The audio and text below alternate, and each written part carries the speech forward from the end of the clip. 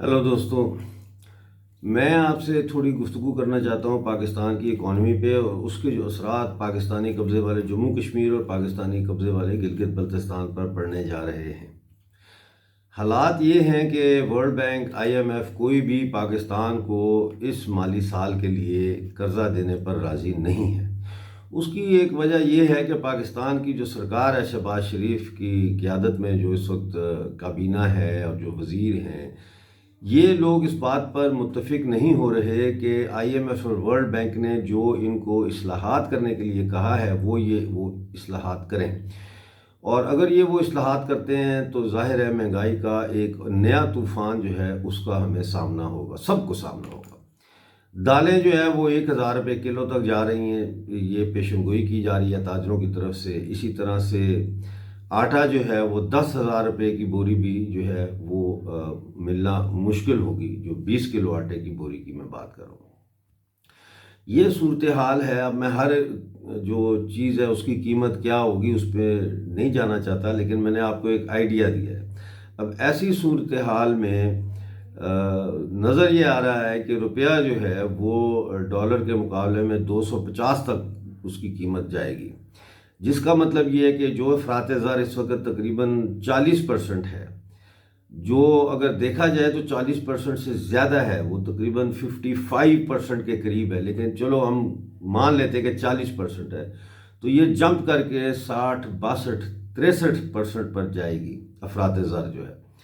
ایسی صورتحال میں جب پاکستان کے حکمران جو ہے وہ اپنی ہی عوام کو بھوکا مارنے کے پر تلے ہوئے ہیں، یعنی وہ انڈیا سے جو ہے وہ پیاز، ٹماٹر، گیہوں، آٹا، چاول خریدنے پر راضی نہیں ہیں، اور وہ اسی ڈگر پر چل رہے ہیں جو اینٹی انڈیا ریٹورک ہے، یعنی کہ لفاظی جو ہے بھارت کے خلاف اور کشمیر کے حوالے سے جو انہوں نے گند گھولا ہوا ہے، یہ اس میں ابھی بھی جو ہے وہ کڑچھی گھما رہے ہیں اور اس کو جو ہے وہ انہوں نے چولہے پر رکھا ہوا ہے۔ اور 5 فروری جو ہے آ رہی ہے، 5 فروری کو یہ کشمیر سولیڈیرٹی ڈے منانے جا رہے ہیں، وہ میں نے پروگرام کیا ہے، آپ لوگوں نے دیکھا ہوگا، یا ابھی شاید میں نے اپلوڈ نہیں کیا تو میں تھوڑی دیر میں کر دوں گا، جو میں نے کل رات کو پروگرام کیا ہے میں ٹی وی پہ، جس میں میں نے جو 5 فروری کیوں منائی جاتی ہے اور جو کشمیری پنڈتوں کا قتل عام شروع کیا گیا 1980 کی دہائی میں اور 1990 میں وہ جو عروج پہ اس کو پہنچایا گیا، یہ اصل میں اس کی سیلیبریشن ہے جماعت اسلامی کی طرف سے۔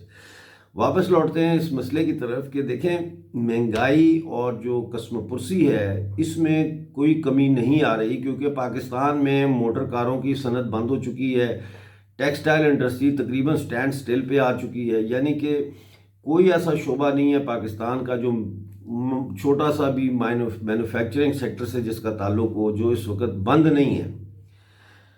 تو کوئی چیز بھی ہم پیدا نہیں کر رہے، نہ پی او جے کے پی او جی بی میں، اور نہ ہی پاکستان میں پیدا ہو رہی ہے، یعنی دالیں، آٹا وغیرہ جو چیزیں ہیں۔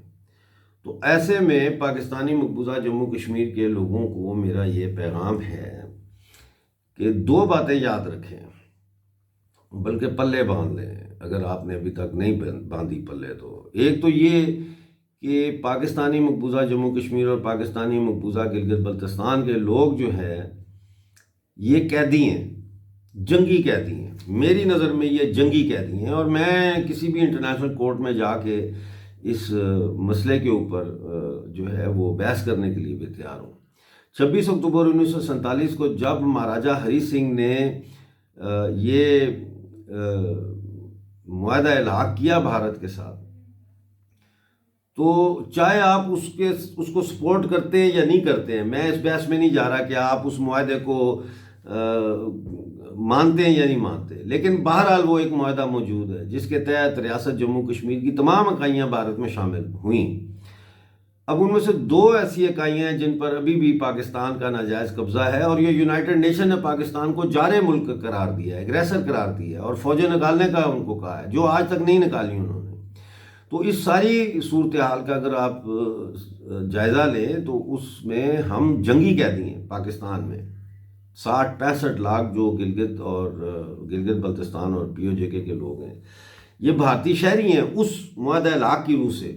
پھر کہوں گا آپ مانیں یا نہ مانیں اس لاک کو, آپ اس کو پسند کریں یا نہ کریں, لیکن قانون کی نظر میں ہم جو ہے وہ بھارتی شہری ہیں. بے شک آپ پاکستانی پاسپورٹ پر سفر کر رہے ہوں, لیکن اس سے یہ حقیقت تبدیل نہیں ہوتی.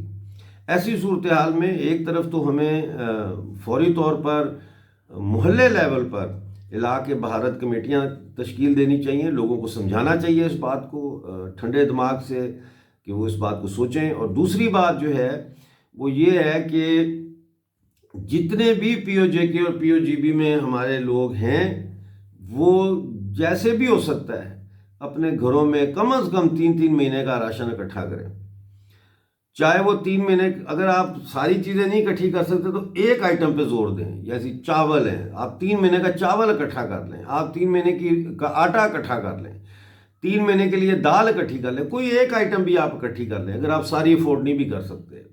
اور اگر آپ 3 مہینے کا راشن اکٹھا نہیں کر سکتے کسی ایک چیز کا بھی تو 2 مہینے کا کر لیں, مہینے کا کر لیں, لیکن یہ آپ کو کرنا پڑے گا. دوسری چیز یہ ہے کہ جتنے ہمارے لوگ ہیں میں ان کو یہ کہوں گا کہ آپ کے پاس اگر تھوڑی سی زمین ہے, جیسے گھروں میں سین کے آگے چھوٹا سا گارڈن ہوتا ہے 1 مرلے کا یا 2 مرلے کا, وہاں پہ آپ لوگ سبزیاں اگانا شروع کریں.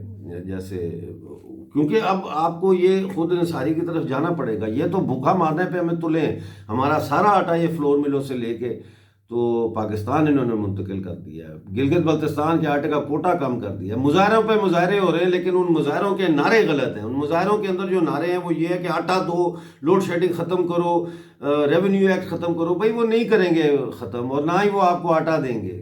لہذا مطالبہ یہ ہونا چاہیے کہ پاکستان سے آزادی ہر قیمت پہ. دیکھیں آپ بھارت کے ساتھ جانا چاہتے ہیں یا نہیں جانا چاہتے ہیں, اس سے مجھے کوئی سروکار نہیں ہے. میرا یہ سروکار ہے کہ اس وقت اس غلامی سے تو ہم آزادی حاصل کریں, پاکستان سے تو آزادی حاصل کریں, اس ڈوبتے ہوئے جہاز سے اترنے کی تیاری تو کریں. کم از کم اتنی تو سمجھ ہم لوگوں میں ہے. باقی جو انڈیا میں کچھ لوگ یہ کہتے ہیں, مجھے میسج بھی آتے ہیں ان کے کہ جی ہم پی او جے کے میں تو جہادی ہیں. بھائی ہم لوگ جہادی نہیں ہیں, ہم بڑے پرامن لوگ ہیں, سیکولر لوگ ہیں. ہماری ہڈی میں سیکولرزم ہے, یعنی وہ کانگریس والا سیکولرزم نہیں بلکہ حقیقی سیکولرزم. یعنی ہم کو ایگزسٹ کر سکتے ہیں ہندوؤں کے ساتھ, سکھوں کے ساتھ, ہمیں کوئی پرابلم نہیں ہے اس میں. اور نہ ہم جو ہے وہ انڈیا میں کوئی غزوہ ہند شروع کرنا چاہتے. غزوہ تو پاکستان کے اوپر ہم کرنا چاہتے ہیں. اس بات کو ہمارے بھارتی دوست بھی سمجھیں. بہرحال آج یہیں تک میں بات کروں گا, اور میں سمجھتا ہوں کہ اس ویڈیو کو آپ جتنا شیئر کریں گے پی او جے کے اور پی او جی بی میں, اتنا ہی اس کا لوگ جو ہے ان تک پیغام جائے گا جو ہم نے دیا ہے آج. Thank you very much.